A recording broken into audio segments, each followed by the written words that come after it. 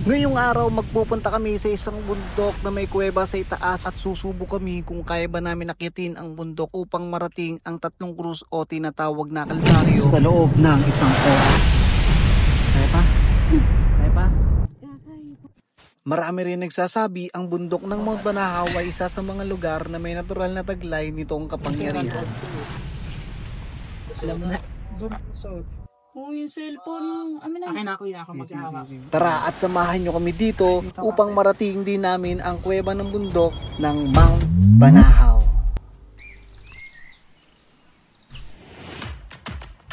Ngayong araw bumiyahe kami ng 2 oras simula Calamba, Laguna hanggang Dolores, Quezon. So dito kami pupunta sa Mount Banahaw. Hindi pa man kami nakakapag-umpisa, nararamdaman ko na ang sakit sa aking paa dahil sa aking sugat.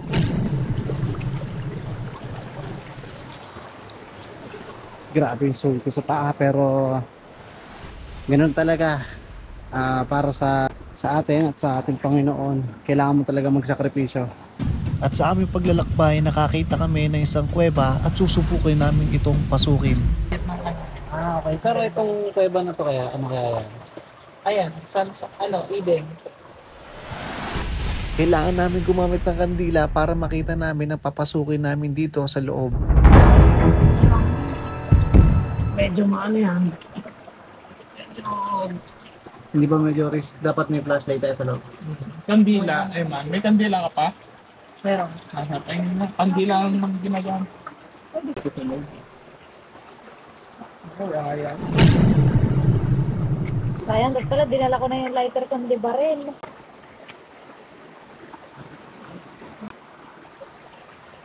Habang pwede siguro habang nasa loob, konting dasal din, no? Pare. Bilang isang paggalang at respeto sa lugar. Yan, sa loob.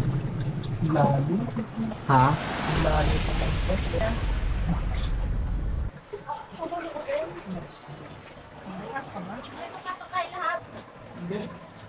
Hindi na daw. Ilalim? Daming laman sa loob. Delikat sa loob, masikip nga lang. Sa kami ano kaya kayo pa rin?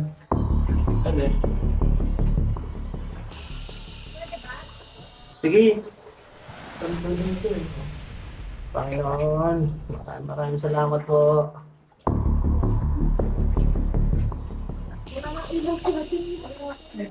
Ilalim na to.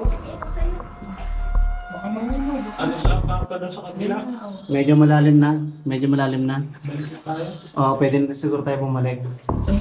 Importante tayo nakapasok dito sa loob. Pabalik. Papunta kakadugso nga ata ang kuweba doon. Sa kabila. Ang lamang ka lang. Ha? Lamang ba yan? Sige. Sige, Eman. Diretso ka. Medyo masigit nga lang. Dahil itong pa ng kuweba. Ano, babalik na tayo? Oo. Doon tayo sa kabila. Kasi medyo maraming salamat po. Dahil itong kuweba.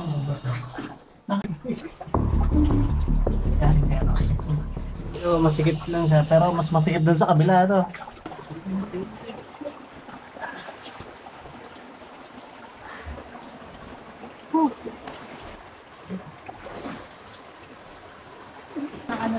Babalik kami papuntang Santa Lucia para pagkababa namin ng Santa Lucia at kami papunta na rin itaas kasi ang unang pinuntahan namin ay itong Yapak.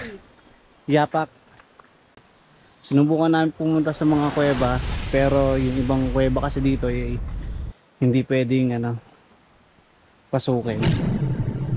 At ngayon, pabalik na kami ng Santa Lucia upang puntahan ang kilala o tinatawag na kalbaryo ng Mount Banahaw.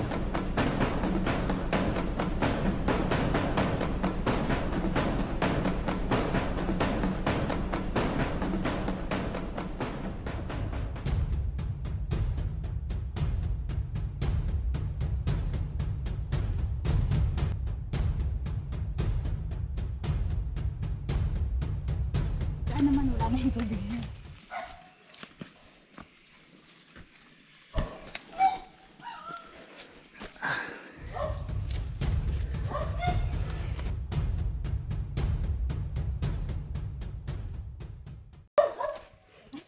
Medyo madalas yung ano, yung bato. Siguro dahil pagka umuulan mabilis ano, dumulas. Yan, ano naman magdadala nito?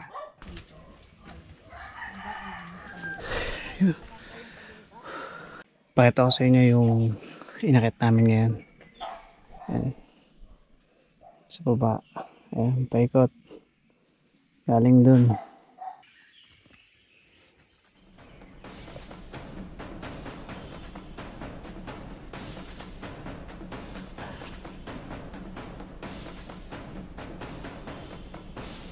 Dito ako.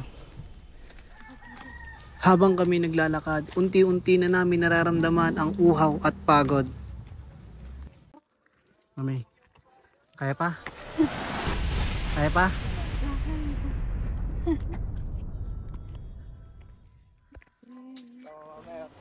Pwede pahinga muna. Ano, itutuloy pa ba natin? Malapit na, Rocky. Malapit na. Saan? Save mo na yan.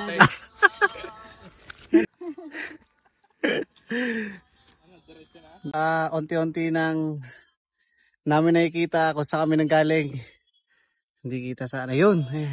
Worth it. Eto. Yan. Diyan kami galing. Lord. Tara. Unti Dali ko pa. lang, be. Inom ka. Oo, yun naman ko. Isa ring na uhaw.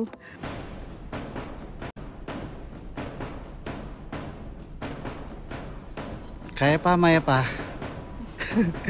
Mamaya. Tara.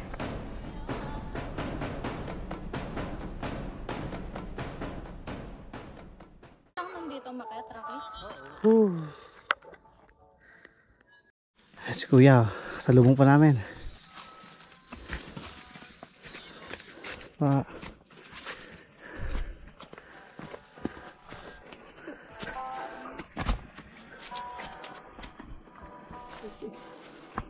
Hinga. Ang galing niyo po, nakakit po kayo. Kaya nga tunay na ako'y kuwan eh. Apo, Tapos na. Ganito kami kasama nasa taas. pababa naman po. Ingat po kayo. Nakakasalubong namin sila at unti-unti na namin nararamdaman na malapit na kami sa itaas.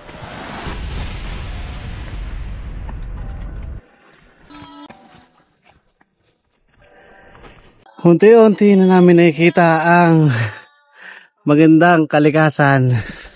Ayun o. Habang tumatagal, paganit ng paganit. Ito, medyo madulas. Lupa na to. Ayun, may mga nanghahawak na dito ng sapatos eh. Meron ano to.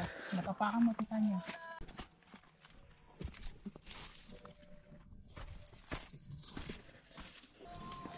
Gapang. Ito, bangin na to. Ito din. Konting ano lang. Konting pagkakamali mo lang. Yari. Ayan, doon ang diretso mo sa pinakibaba.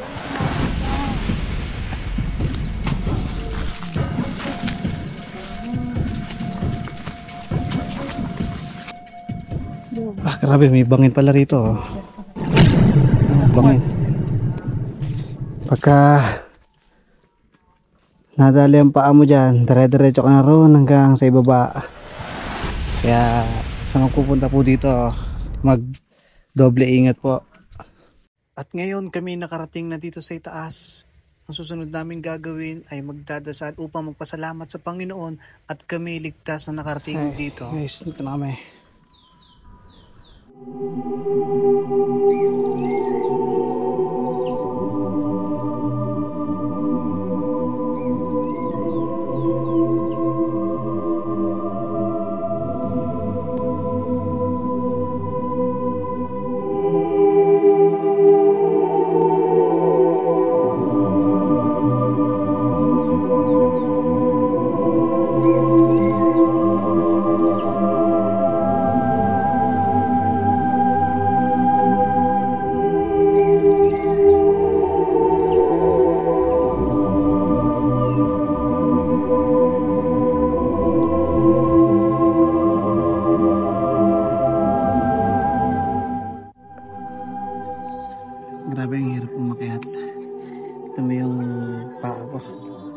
may sugat kasi ako dyan. So tinis ko kahit sobrang sakit, makarating lang kami dito sa itaas. Maraming salamat po. At pagkatapos namin dito sa itaas, kami pababa papunta sa balon ni Jacob.